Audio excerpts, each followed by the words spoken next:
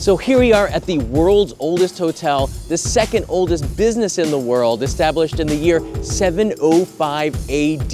Here's the documentation to prove it from Guinness. This is Nishiyama Onsen Keiunkan in the hills of Mount Fuji, 1,300 years of history. Of course, I'm going to take you inside and show you the stay experience, the hot spring baths, the food. But this oldest hotel had a huge problem. After 52 generations of the same families running it, they hit a wall. They didn't have a successor. In this episode, I'm going to be sharing with you the story of the world's oldest hotel and how they survived for 1,300 years.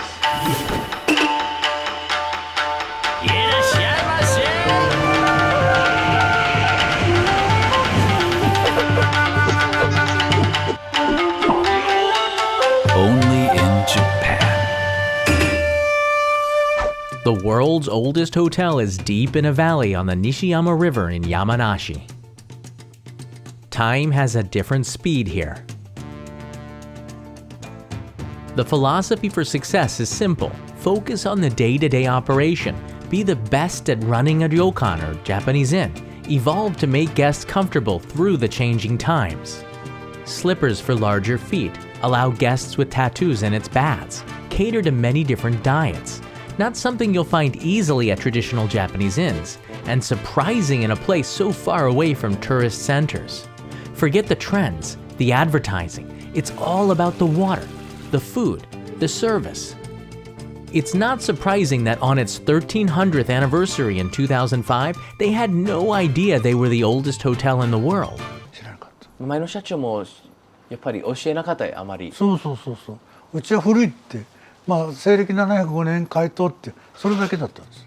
This is Kenjiro Kawano, the 53rd owner of Keiunkan and current keeper of the hotel's history.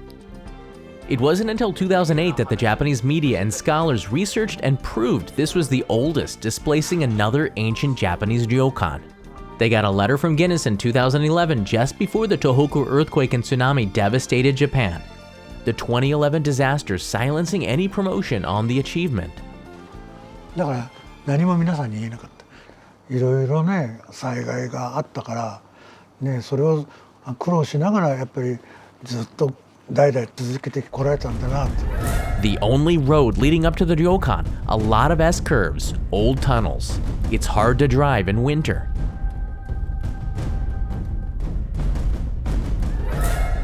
その前にトンネルが崩落して1ヶ月半ぐらい通行止めで通れないこともあったし、もう孤立。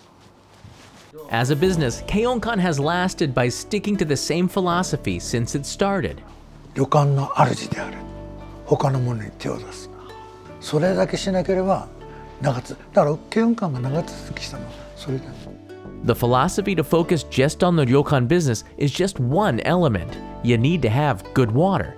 This hotel has no hot water boilers at all. It's all hot springs, natural geothermally heated water from the ground. Kawano-san shows the natural water pressure, which is like a geyser.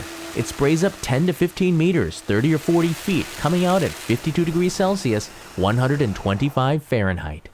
こういう状況でこの温泉が出たから館内全部温泉で、こういう旅館で館内に全部温泉を使っている旅館っていうのはそんなにないと思いますね。Each time an earthquake, avalanche, flood, or fire destroyed the hotel, they moved to a safer area.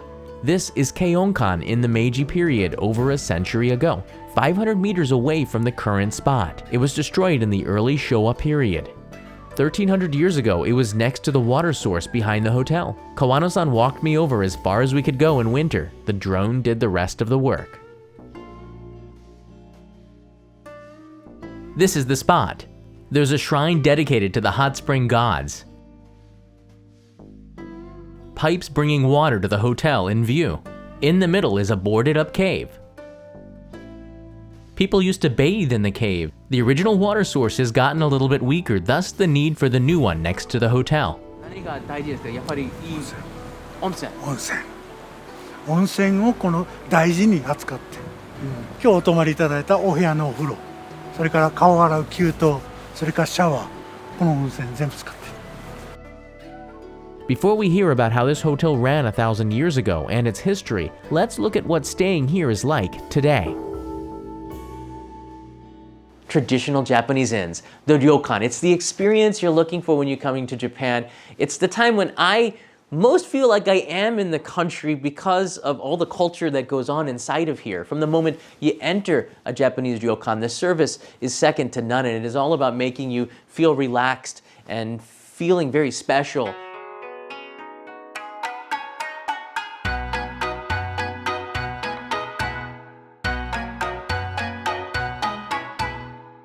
This was my room for the night, one of the largest in the hotel, with private outdoor bath.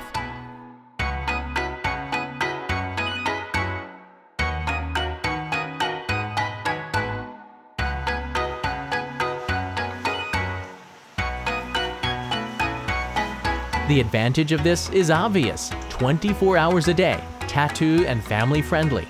The view and sound of the river, so relaxing.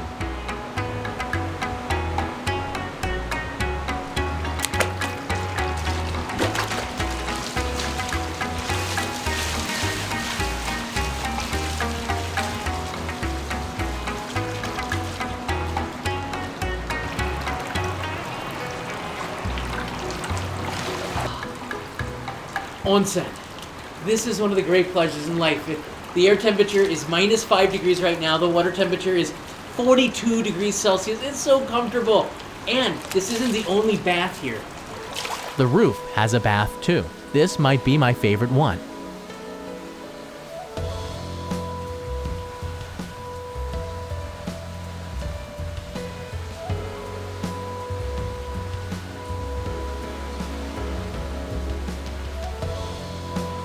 On the first floor are private baths that can be reserved by guests. It's a perfect place for a family visit for an hour or so.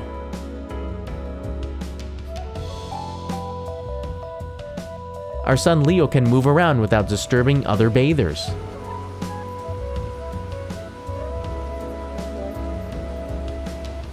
There's an indoor public bath here as well.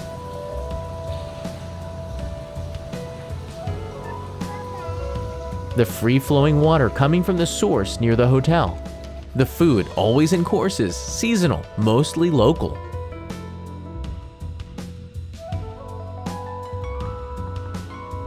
Soft tofu sparkling with gold. Walnuts and salted grilled sweet fish. Which may not be for everyone, like my friend Joe here. I mean, how exactly do you eat it, right? Can you eat the head and tail? Yes, everything. It's an acquired taste. There are so many dishes. Vegetables wrapped in fried tofu skin. So many different flavors to make your palate dance. Rice and miso soup, of course. This is dongurimen, aka acorn noodles. I didn't know you could make noodles from acorn. It's a local specialty. Quite good with the dipping sauce. Wagyu beef. Different cuts with vegetables to grill at the table. It doesn't take long to cook.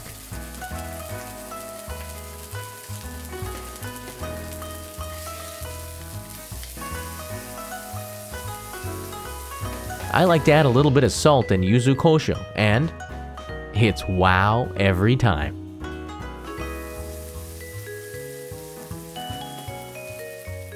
This turnip with miso and simmered vegetables is a crowd pleaser. Wow. Gochiso-sama deshita. How do you feel? Bro, feel I wanna like stay here for more. Can we extend?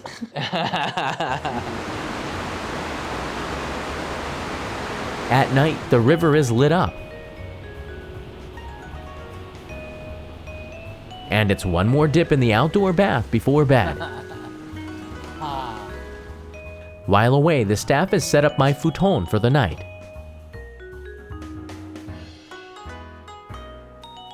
Breakfast, another full table of various foods to try. The zosui heated at the table, salmon, and silky soft tofu. Let's turn to the history. The story goes that Mahito Fujiwara discovered the natural hot spring bubbling up to the surface while he was hunting deer in 705 AD.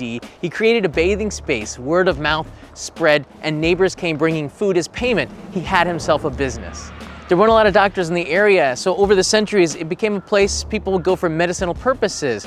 Jisui Toji, which is a place people would go for an extended period of time to soak and recover. 自炊当時っていうのはみんなが農業が昔だから農業が終わって稲刈りして終わって冬場何もやることないから西山の温泉にこう食料を持って米とか野菜を持って来て半月1ヶ月1週間お湯に浸かりながら自分で料理をして食べて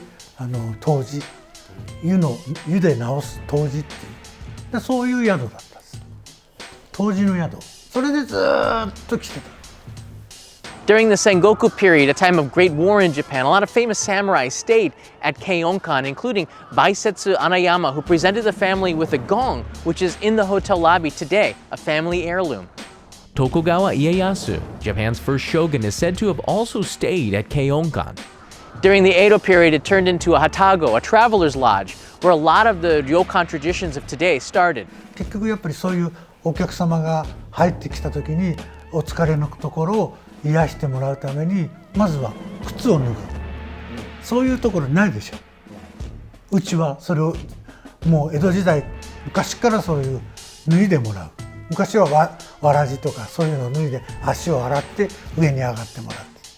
それを全部うちはやっぱり靴を脱いで今は時代変わったからスリッパになってるけど脱いで入ってもらう。And today it is a tourist ryokan, a place where you can get 2 meals a day. The evolution from then to now is pretty incredible, but you can see they just focused on the ryokan business, and that is a recipe for success. The hotel's greatest challenges seem to have come in the last 10 years. The 52nd owner needed a successor and had none, so he asked his best employee one day. 突然っていうか言われた時にはWhy? なぜ私が He wasn't family, like the last 52 generations. He was a general manager. Kawano-san considered the request for 6 months.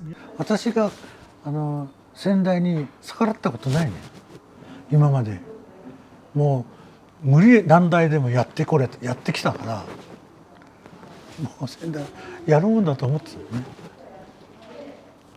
入ってた時はあそうか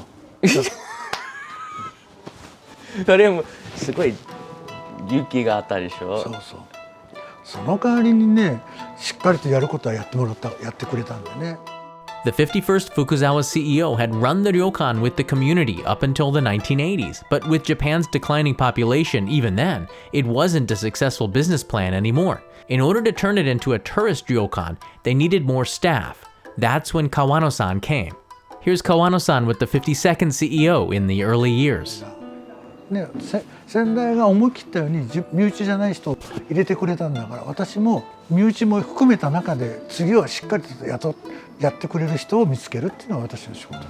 Like in the past, Keiunkan still changes with the times. Now the hotel has many foreign tourists, repeaters from Japan from all over the country. Despite the end of the original family ownership, the ryokan keeps those traditions alive in everything it does. And Kawano-san will pass along the torch to an employee like himself.